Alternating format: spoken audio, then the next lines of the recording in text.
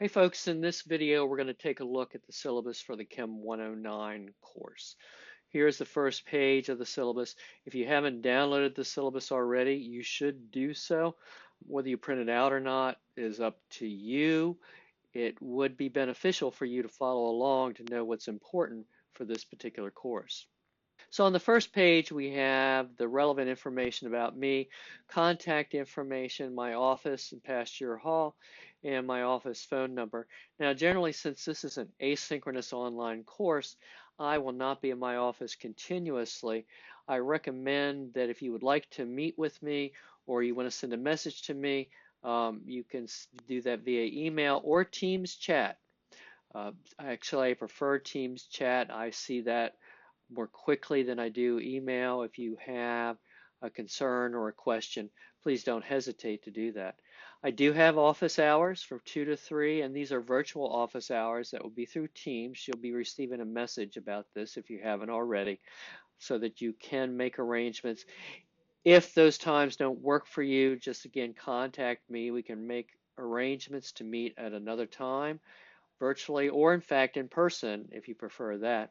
But certainly virtually we can meet through the Teams chat to do that. Now let's just scroll down here and look at the relevant information. Here are some interesting quotes.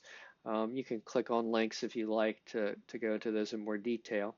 But let's get down to the important stuff. I'm not going to go through every little bit here and read every little thing. You can read, so I am not going to read it. I'm just going to hit the most important parts. There is a textbook for this course, Physical Science, and one of the things that you'll notice pretty quickly is that while this is a course called Liberal Arts Chemistry, we're actually going to be doing more than just chemistry.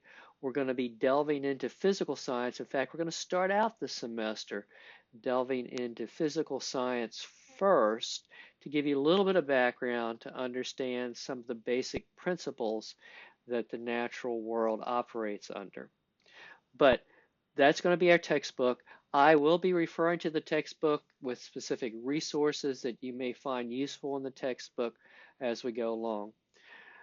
Because again, this is an online course, obviously we're not having an in-person lab, but we are going to have what's called Labster, which is simulation software which you'll be able to access directly through Moodle, which will simulate experiments to help provide additional information to help you understand some of the concepts that we're going through.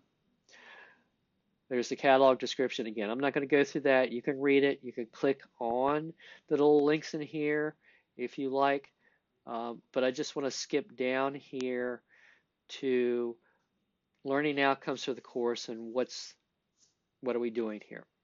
As I mentioned, we're going to start out the course by looking at basic physical aspects of nature, and we're going to be looking at classical concepts of motion, electricity, light, energy, and then we're going to get into chemistry, atomic and molecular structure, and specific types of chemical reactions.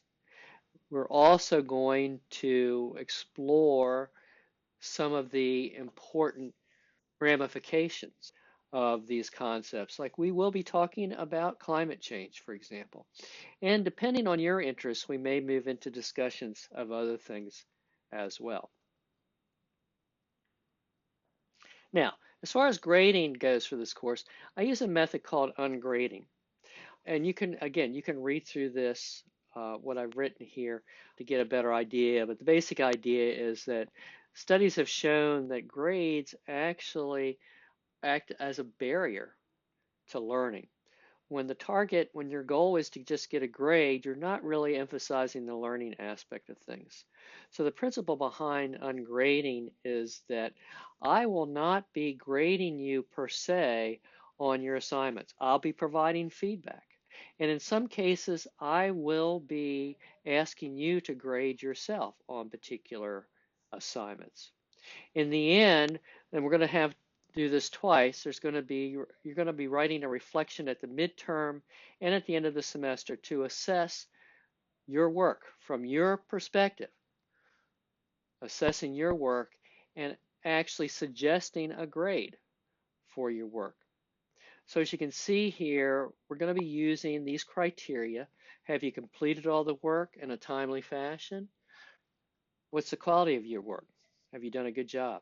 Did you prepare for what we're doing in this class? In other words, did you watch the videos that I'm providing? Did you take notes from the videos? Did you prepare to understand? Did you involve yourself in group discussions? We have discussion forums in the class. You will participate. You will contribute to these discussions. Did you do that? Did you challenge yourself to learn as much as possible? Some of the problem sets that you're going to be dealing with are going to have some challenging problems. Did you challenge yourself to do your best on those? Have you done what you need to do to maximize your learning? I will be providing feedback on some of the assignments. Did you use that feedback to correct your work?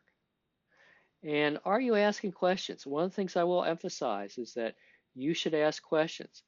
Any good scientist, any good person should ask questions as frequently as possible. Don't just assume. Ask questions. Don't be afraid to ask questions. Sometimes it's more difficult to find the right question to ask than to actually find the answer. So if you're having trouble with anything, if you're curious about anything, ask the questions. This is where you can contact me, either visit me during my office hours, send an email, send a Teams chat, whatever. But I do want to encourage you to ask questions.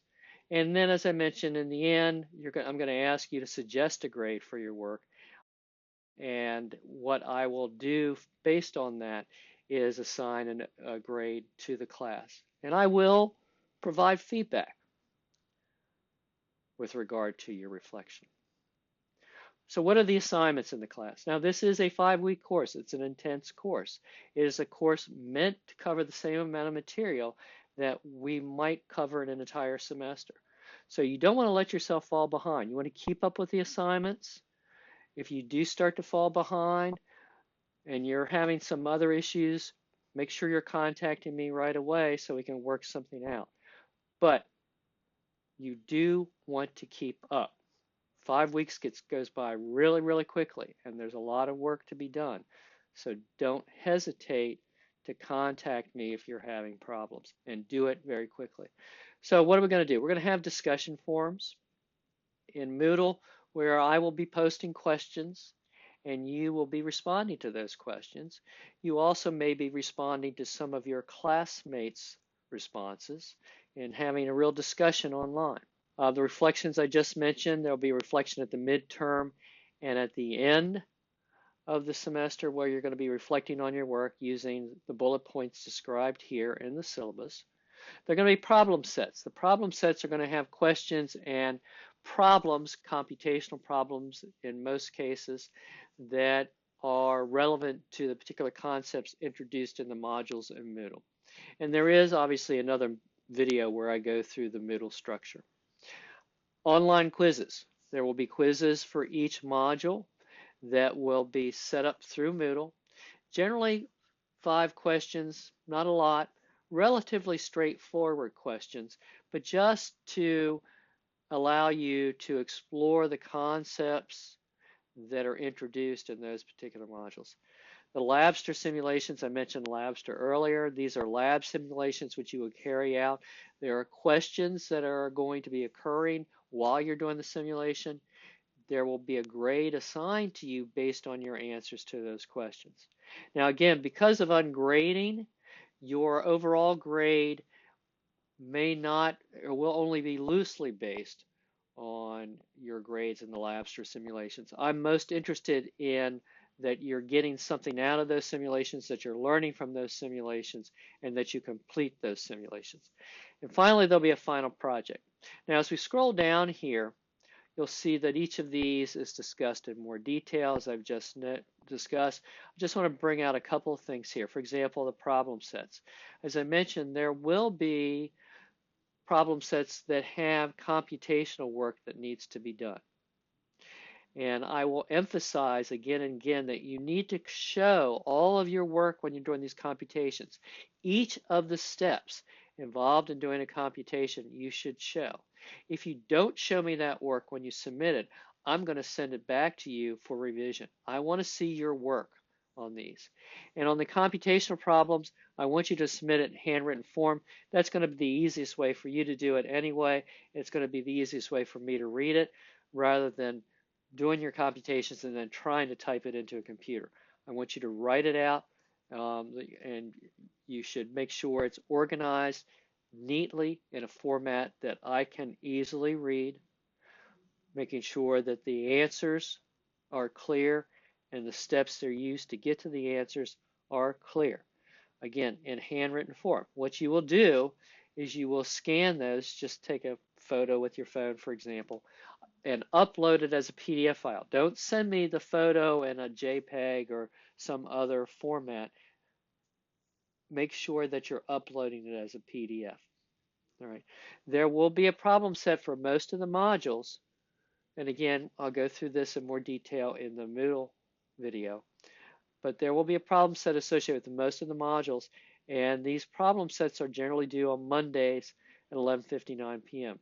When you get to the Moodle structure, you'll see that there are generally 3 modules per week. The first week's going to have 4 modules because there's some introductory stuff there, but 3 modules per week, and that usually means you're going to have 3 problem sets per week. And again, remember, this is a 5-week course that is essentially a reproduction of a semester-long course that's 14 or 15 weeks.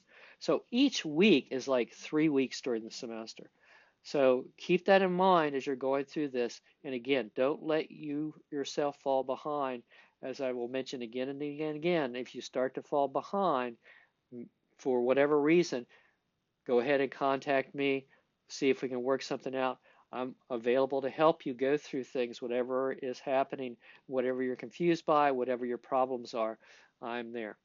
Mentioned the online quizzes through Moodle for each session. Again, usually about 5 questions. You're going to get 3 attempts to earn a passing grade of 80%, which basically means you need to get 4 out of 5 correct to get through that. Labster simulations we talked about. Final project. Now, the final project is going to be a little bit different. It's going to be a research project, and I'm going to be asking you about halfway through the session if you have any ideas about what you want to research. But basically, what I want you to do is research a recent development in physical science related to an issue that has societal implications. And this could be environmentally related, it could be energy related, whatever you're interested in. We're going to go through all of that stuff during this session. I would like you to be creative in your presentation. All right? I don't want you to write a paper.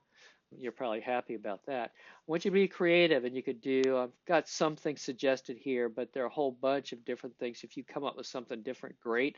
Run it by me. We can talk about it. Podcasts, videos, create web pages, whatever, something that is going to present your research in a creative way. You're going to find more detail about this in Moodle as the class progresses. The last day of class is Thursday, June 27th. So again, that's going to come faster than you think. All right. And then the rest of this is, okay, study strategy, basic ideas about how to prepare and study for a class like this. And so here's our course schedule. All right. This is very tentative. When you get into Moodle the first time, all right, and you see Moodle, you will probably see modules that are available through the first 2 weeks of the class, not the entire session. Now, the schedule here lists plans for the entire session. But once we get to the heat and temperature module, I'm going to be exploring with you where you are, how time management is working for you, what do we need to do. So this may change a little bit after the second week and what we go through within the book, within the Moodle modules, exactly what we cover. All of this may change as the semester progresses based on your progress in the course. So I'll be trying to be checking with you pretty frequently, but by the end of the second week, if not earlier, I'm going to be checking with you to see how you're doing and what kind of progress you're making, and from that determine where we need to go for the rest of the session. So that's the basic idea here. You can see by looking at the plans right now, we're starting out through for the first 2 weeks with some basic physical properties. The first week is a lot of introductory stuff, but moving into the second week, we're hitting topics like energy, thermodynamics, electricity, the nature of light, and then we're going to get into some chemistry with atoms and molecular structure and chemical reactions. And then I hope to close things out with a module on climate change, which I know everybody's interested in and what's going on there, and nuclear chemistry, which is one of the alternatives that has been proposed to deal with our energy issues. There are clearly many other types of energy that you can explore, and I would encourage you to explore alternative forms of energy. That might be a good topic for your final project. And again, we'll be dealing with that as the session progresses. In the meantime, certainly if you've got questions about that, let me know. And then the relevant dates for the session. Last day of the drop out, of course, is during the first week of the class. You want to get on that, and etc. So these are the most important points in the syllabus. Go through this. Make sure that if you've got any questions, you ask. I want to say this again. You're going to hear this from me a lot. Ask questions, ask questions, ask questions. I want you to ask questions. I want you to explore things. I want you to try to maybe, enjoy might be the wrong word here, but get as much learning out of this class as possible. Again, that's the whole principle behind ungrading. If you can maximize your learning, if you can answer yes to all of these questions, to me that constitutes an A for the course. So that's what you need to do. Focus on your learning. Do as much as you can. Challenge yourself to learn as much as you can in this course. So those are the high points of the syllabus. If you've got any questions about it, let me know.